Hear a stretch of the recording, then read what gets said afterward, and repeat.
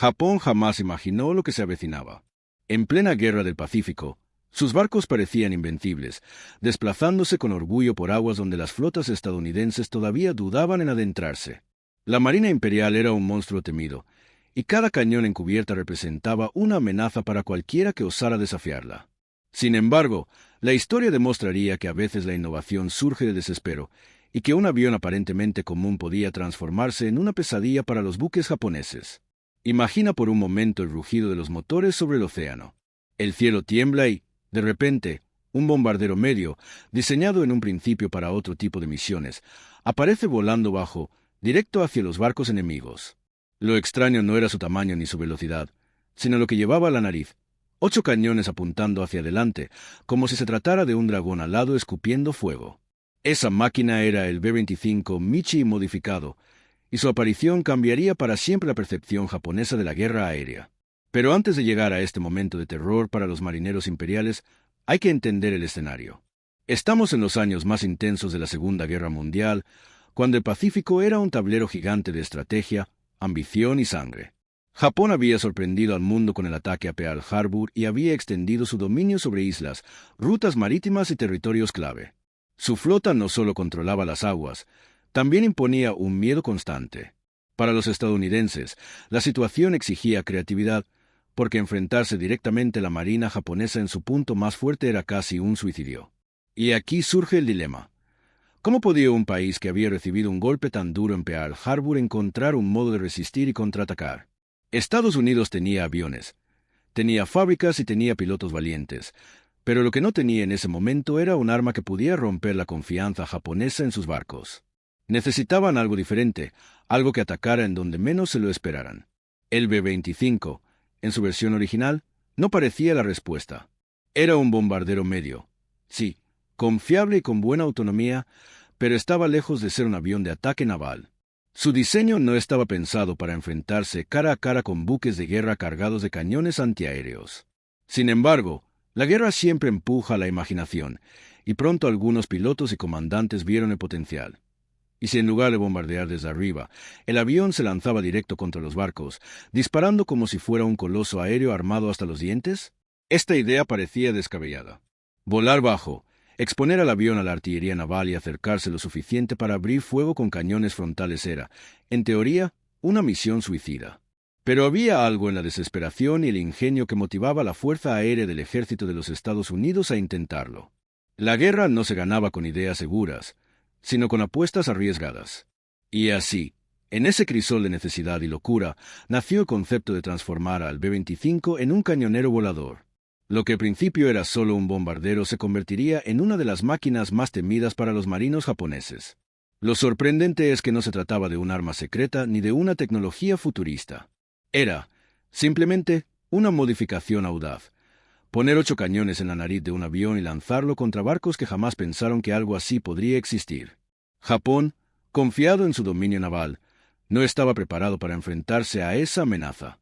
Nadie en su Estado Mayor naval había previsto que un bombardero medio estadounidense pudiera transformarse en un depredador aéreo capaz de destrozar barcos a cañonazos.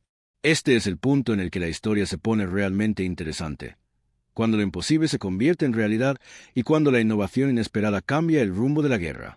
El North American B-25 Michi no nació como un monstruo de ataque naval.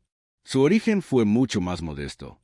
Cuando los ingenieros lo diseñaron a finales de los años 30, lo pensaban como un bombardero medio, capaz de llevar explosivos a larga distancia, soltar su carga sobre objetivos estratégicos y regresar con relativa seguridad. No era un avión enorme como el B-17 Flying Fortress ni el B-24 Liberate, pero tampoco era un caza ligero. Ocupaba un espacio intermedio. Podía cargar bombas suficientes para hacer daño y, al mismo tiempo, operar desde aeródromos improvisados, lo que le daba versatilidad en el campo de batalla. El B-25 se hizo famoso temprano en la guerra gracias a la audaz incursión de Jimmy Doolittle sobre Tokio en abril de 1942. Aquella misión, lanzada desde portaaviones USS Hornet, demostró que el avión podía adaptarse a escenarios extremos. Aunque no causó daños estratégicos significativos, el impacto psicológico fue enorme. Por primera vez los japoneses vieron caer bombas sobre su territorio. Ese episodio convirtió al B-25 en un símbolo de resistencia y creatividad.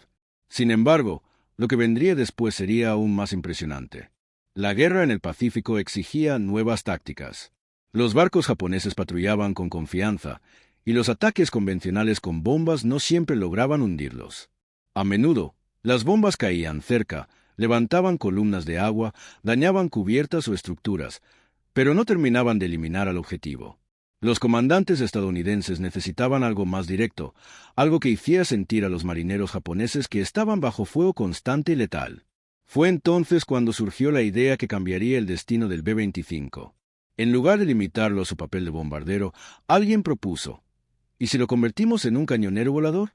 No un simple bombardero que soltara explosivos desde las alturas, sino un depredador aéreo que atacara de frente, descargando una lluvia de fuego continuo sobre cualquier barco que se atreviera a cruzar su camino. Los primeros experimentos fueron casi improvisados. Se probaron configuraciones con varias ametralladoras calibre 12,7 milímetros en la nariz, disparando hacia adelante. El concepto parecía simple, pero efectivo: concentrar el poder de fuego en un solo punto, de manera que el avión pudiera volar en línea recta contra el enemigo y disparar como si fuera un destructor en miniatura. Pronto, la idea evolucionó y se pensó en instalar 8 cañones frontales, capaces de destrozar cubiertas, perforar blindajes ligeros y sembrar el caos en cualquier navío que se cruzara. La modificación fue bautizada extraoficialmente como Strafer, un término en inglés que hacía referencia a un avión de ataque a baja altura, especializado en barrer objetivos con fuego de ametralladora y cañón. Y el B-25, con su espacio interno y su estructura resistente, se convirtió en el candidato perfecto para ese papel. Los pilotos que lo probaron quedaron sorprendidos. De repente, tenían en sus manos un avión que podía bajar a nivel del mar, acercarse peligrosamente a un barco y desatar una tormenta de proyectiles que arrasaba con todo su paso. En las pruebas iniciales, el poder destructivo de los 8 cañones era tan impresionante que algunos marineros japoneses sobrevivientes describirían la experiencia Pero nada como de esto fue enfrentarse a un sencillo. demonio que disparaba Para lograrlo, desde el cielo. Se tuvieron que eliminar algunos sistemas de bombardeo tradicionales, reforzar ciertas partes de la estructura y adaptar las posiciones de los artilleros. Los ingenieros también se enfrentaron al problema del retroceso. Disparar 8 cañones a la vez significaba que el avión se sacudía violentamente y los pilotos debían aprender a mantener el rumbo estable mientras avanzaban bajo fuego enemigo. A pesar de los riesgos, el resultado fue un éxito. La nueva versión del B-25 podía atacar barcos de transporte, destructores ligeros e incluso cruceros con una ferocidad inesperada. No solo dañaba físicamente a los navíos, sino que minaba la moral de las tripulaciones japonesas, que ya no sabían qué esperar del cielo. La ironía era evidente. Japón había empezado la guerra con la ventaja de la sorpresa, atacando con audacia en Pearl Harbor. Pero ahora, unos años después, eran ellos quienes recibían golpes inesperados. En medio del océano, bajo el sol abrasador del Pacífico, ver un avión aproximándose con 8 cañones frontales era una visión que helaba la sangre. Los estadounidenses habían encontrado una fórmula simple pero devastadora: convertir un bombardero en una máquina de destrucción directa. El B-25 había dejado de ser un avión de apoyo para transformarse en un arma psicológica y física contra la marina japonesa. Y lo mejor o lo peor, según de qué lado se mirara, aún estaba por venir. Porque si en tierra las pruebas resultaban prometedoras, en el campo de batalla real, contra barcos de guerra japoneses, los resultados serían espectaculares. El Océano Pacífico, inmenso y traicionero, se convirtió en el escenario de uno de los choques más inesperados de la guerra. Los japoneses, acostumbrados a ver a los bombarderos estadounidenses lanzar sus cargas desde las alturas, jamás imaginaron lo que ocurriría cuando el B-25 cañonero entró en acción. La primera vez que un grupo de estos aviones apareció en el horizonte, los marineros imperiales pensaron que se trataba de un ataque convencional. Prepararon sus cañones antiaéreos, ajustaron la mira y esperaron el momento de abrir fuego. Pero algo no cuadraba. Los bombarderos no ganaban altura para soltar bombas, descendían. Volaban bajo, peligrosamente bajo, como si quisieran rozar las olas. Y en cuestión de segundos, los marineros entendieron la verdad. La nariz del avión brillaba con un propósito siniestro: 8 cañones listos para escupir fuego directo contra la cubierta del barco. La primera ráfaga fue ensordecedora. Una lluvia de proyectiles atravesó las defensas, destrozando cables, partiendo cañones y arrancando pedazos de metal como si fueran papel. Los hombres que estaban en cubierta cayeron al suelo sin entender qué demonio aéreo acababa de arremeter contra ellos. El B-25 pasó a toda velocidad, escupiendo plomo mientras las ametralladoras laterales acompañaban la ofensiva. En un abrir y cerrar de ojos, la nave japonesa había pasado de ser un coloso desafiante a una víctima indefensa. Estos ataques no solo eran brutales, también eran psicológicos. Los japoneses, que hasta ese momento se sentían protegidos por la potencia de sus flotas, comenzaron a desconfiar del cielo. Cada sombra, cada avión avistado a lo lejos, podía significar una emboscada. Y lo peor era que los B-25 cañoneros no actuaban solos. A menudo volaban en grupos, formando un frente devastador que descargaba fuego coordinado sobre convoys enteros. Un caso famoso fue el ataque contra un convoy de transporte japonés que navegaba hacia las Filipinas. Los B-25 descendieron como halcones y comenzaron a disparar a corta distancia. En apenas unos minutos, varios barcos de carga ardían en llamas. Los marineros intentaban responder con las armas disponibles, pero el fuego de 8 cañones frontales era abrumador. Los pilotos estadounidenses recordaban ver a la tripulación japonesa correr desesperada por las cubiertas, tratando de alcanzar los cañones antiaéreos, solo para ser barridos por otra ráfaga de proyectiles. Pero no todo era sencillo para los atacantes. Volar tan bajo significaba ponerse al alcance directo de las defensas enemigas. Más de un B-25 fue alcanzado en plena carrera de ataque, convirtiéndose en una bola de fuego que se precipitaba al mar. Los pilotos sabían que cada misión era una apuesta mortal. O destruían al enemigo, o terminaban siendo derribados. Y aún así, muchos aceptaban el riesgo, convencidos de que la única manera de frenar a Japón era llevar la lucha directamente a sus barcos. En otra operación frente a Nueva Guinea, un grupo de B-25 cañoneros emboscó a un destructor japonés. El capitán de la nave ordenó girar bruscamente para esquivar la embestida, pero la velocidad y la precisión de los aviones fueron imparables. Los cañones frontales abrieron huecos en la cubierta, las ametralladoras destrozaron las posiciones antiaéreas. Finalmente, una bomba lanzada desde uno de los aviones terminó por hundir al buque. Los sobrevivientes contaban después que nunca habían sentido un ataque tan cercano, tan directo y tan aterrador. Lo que más impresionaba a los japoneses era la audacia. Estos aviones no se limitaban a bombardear desde la seguridad de la altura, sino que bajaban hasta casi tocar las olas. Era un desafío abierto, un insulto al poder naval japonés. Cada ataque dejaba claro que Estados Unidos había encontrado una manera de romper la confianza que tanto había fortalecido al imperio en los primeros años de la guerra. Suscríbete si te gusta el video. Con cada misión, la fama del B-25 cañonero crecía. Los pilotos lo apodaban la Sierra Voladora por la manera en que desgarraba todo a su paso. Los marineros japoneses, en cambio, lo veían como una aparición demoníaca que podía surgir en cualquier momento sobre el horizonte. Era imposible no sentir miedo al escuchar el rugido de sus motores acercándose. Sin embargo, esta innovación también tenía un precio. La proximidad a los objetivos aumentaba las bajas, y muchos jóvenes pilotos no regresaban de sus misiones. Aún así, el impacto era tan devastador que los mandos estadounidenses consideraban cada pérdida como un sacrificio necesario para doblegar a Japón. La estrategia estaba funcionando. Los convoys japoneses eran cada vez más vulnerables y su capacidad de abastecer frentes lejanos comenzaba a tambalearse. El B-25 había dejado de ser un simple bombardero medio para convertirse en un verdugo aéreo, y cada ataque dejaba claro que Japón estaba entrando en una nueva etapa de la guerra. Cada ataque del B-25 cañonero dejaba cicatrices mucho más profundas que las visibles en el metal de los barcos japoneses. Lo que realmente se quebraba era la confianza.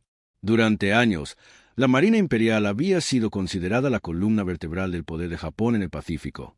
Su flota, orgullosa y temida, había extendido el dominio nipón desde las islas del sur hasta los confines del océano. Pero ahora, aquella misma flota que se creía intocable se veía acosada por un enemigo inesperado. Un bombardero medio convertido en verdugo. Las consecuencias fueron inmediatas. Los convoys de transporte, esenciales para mover tropas, armas y suministros hacia los territorios ocupados, comenzaron a ser diezmados. Cada barco hundido no solo representaba pérdidas materiales, también significaba hambre y desabastecimiento para soldados que combatían en lugares tan lejanos como Birmania, las Filipinas o las Islas Salomón. El imperio japonés, que había construido su fuerza sobre la movilidad naval, empezaba a tambalearse. Los mandos japoneses intentaron adaptarse. Se reforzaron las defensas antiaéreas en algunos barcos y se ordenó que los convoys viajaran con mayor protección. Pero el problema era que los B-25 cañoneros atacaban de manera sorpresiva, muchas veces desde direcciones inesperadas y a baja altura, donde los cañones de gran calibre no podían responder con eficacia. Los marineros tenían que confiar en armas ligeras, y esas eran insuficientes contra un avión que disparaba como un demonio del cielo. En los informes enviados a Tokio, algunos comandantes describían estos ataques como caóticos y humillantes.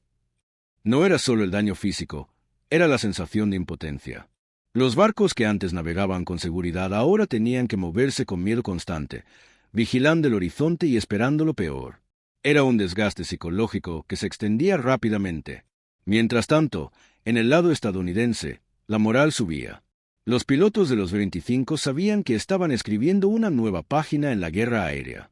Muchos regresaban de sus misiones con los uniformes empapados en sudor, las manos temblando por la tensión del combate, pero también con una satisfacción difícil de describir, la de haber llevado la lucha directamente al corazón de la flota japonesa. Uno de esos pilotos, en un testimonio recogido años después, relató: «Cuando pasabas sobre la cubierta y veías a los marineros correr, cuando sentías el retroceso de los cañones sacudiendo todo el avión, entendías que estabas cambiando algo. No era solo un ataque, era como mirar a los ojos a tu enemigo y demostrarle que ya no era invencible». Estos relatos se convirtieron en parte de la leyenda. El B-25 no solo era un avión, era un símbolo de ingenio, de resistencia y de la voluntad de no rendirse. Para Estados Unidos, que aún tenía un largo camino por recorrer en el Pacífico, cada victoria de este tipo era un recordatorio de que el imperio japonés podía ser derrotado.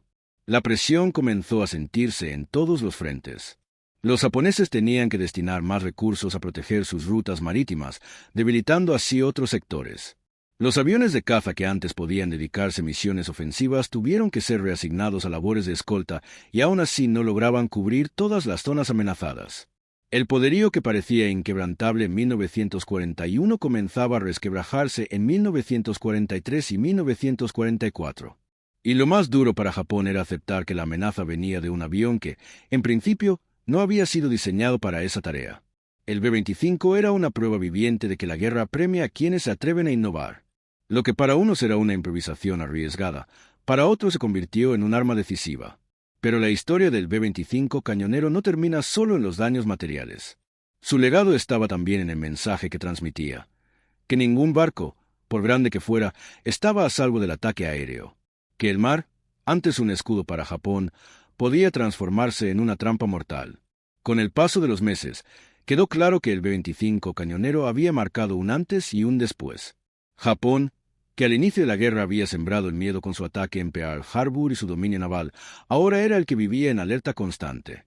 Cada convoy, cada barco de transporte, cada destructor que zarpaba hacia aguas abiertas lo hacía con la incertidumbre de no saber si regresaría. El rugido de los motores del B-25 se había convertido en una pesadilla recurrente para miles de marineros imperiales. No se trataba solo de las pérdidas materiales. Lo más devastador fue el golpe psicológico. Para una nación que había construido su poder en la creencia de que su marina era invencible, ver cómo un simple bombardero medio podía humillar a buques enteros fue un recordatorio cruel de que la guerra ya no estaba de su lado. Los mandos estadounidenses entendieron perfectamente el valor de este efecto. No se trataba únicamente de hundir barcos, sino de quebrar la voluntad de lucha. En este sentido, los B-25 cañoneros funcionaban como un arma doble. Destruían físicamente las embarcaciones y, al mismo tiempo, corroían la confianza de quienes sobrevivían. Los rumores sobre estas emboscadas se propagaban rápido entre las tripulaciones japonesas, amplificando el miedo incluso antes de que los aviones aparecieran en el cielo. Por supuesto, no todos los ataques fueron victorias perfectas.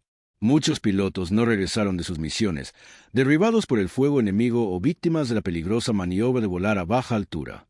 Pero incluso esas pérdidas contribuían a la narrativa de heroísmo que fortalecía la moral estadounidense. Los hombres que se lanzaban al ataque sabían que estaban llevando el peso de la guerra sobre sus hombros y sus sacrificios se convirtieron en leyendas compartidas en bases aéreas, en barcos y en periódicos de la época. La historia del B-25 también dejó lecciones valiosas para la aviación militar. Demostró que la creatividad y la audacia podían transformar un avión común en un arma decisiva.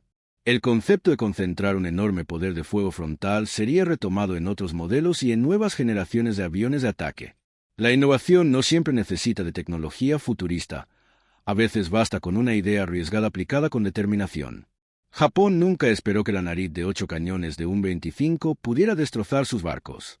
Nunca imaginó que un bombardero medio se transformaría en un cazador de flotas. Y cuando quiso reaccionar, ya era demasiado tarde. El imperio que había iniciado la guerra con tanta confianza veía ahora cómo su poder naval se resquebrajaba bajo el fuego de un avión que no figuraba en sus cálculos iniciales. La guerra en el Pacífico aún tendría batallas sangrientas y campañas larguísimas, pero cada vez que un 25 cañonero salía a patrullar, el mensaje era claro: ya no había refugio seguro para la marina japonesa. El océano, que alguna vez fue su reino, se estaba convirtiendo en su tumba. Y hoy, mirando hacia atrás, estos episodios nos recuerdan algo esencial. La guerra no siempre la gana quien tiene más barcos, más cañones o más hombres. Muchas veces la gana quien se atreve a pensar diferente, quien convierte la desesperación en ingenio y la necesidad en poder.